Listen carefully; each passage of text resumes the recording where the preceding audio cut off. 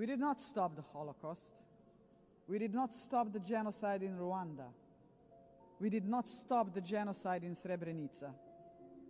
We must stop the genocide in Gaza. There are no excuses anymore. I agree. The genocide, there's no more excuses.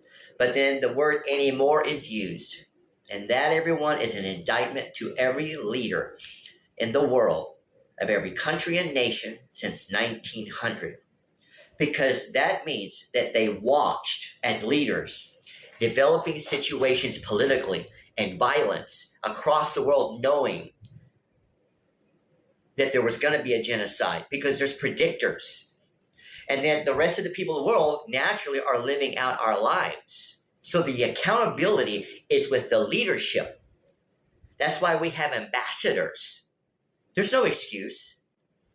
And there's no excuse that the Palestinian people have been murdered by the thousands. Children, pregnant moms, women, disgraceful. Right now, all there is just rubble. And there's no excuse. So when Netanyahu gets in front of the UN, everyone should have walked out. There should not have been one seat filled. Because it's a disgrace to hate so much of a people that you want to murder them. He's not right. I have continuously said that there's no excuse and that diplomacy is not meant to be infinity. Diplomacy is not meant to be infinity. It's meant to be finite. When it's obvious that it will never work, we take action. And yes, you should always have a timeline. The third thing is once that timeline hits, you just go in. You don't announce it. Every country leader should have just already been there. You put a line, the original line, and you just let it, the leadership of Israel, because the people in there, whether they are right or wrong, whether they agree with him or not, we're talking about the leadership. And you say, we're protecting the people. We'll help you gut out Hamas. But that's not over 60,000 people that you've murdered. Children, moms, women, pregnant women. No, that's disgusting. No one has ever said that there shouldn't be a line where Israel the leadership can protect their borders. And we've also said, I've said, let me put it that way, that there's no excuse that the Palestinian people can't have their own country.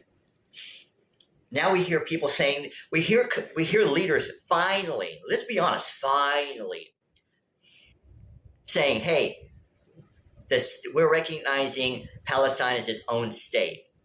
We're recognizing a two-state solution. Now we're hearing some people saying, hey, that's not enough. I agree. The first 5 years that this situation occurred, when they put everyone there in that little piece of land, territory, that's when it should have been done. It's time for every one of you that are leaders in the world, that have money, that have resources, and those of you that are the leaders of countries nearby, to show up and to the words that you're speaking at the UN complaining, trying to be diplomats. It's time for you to get your military in action to protect the innocent.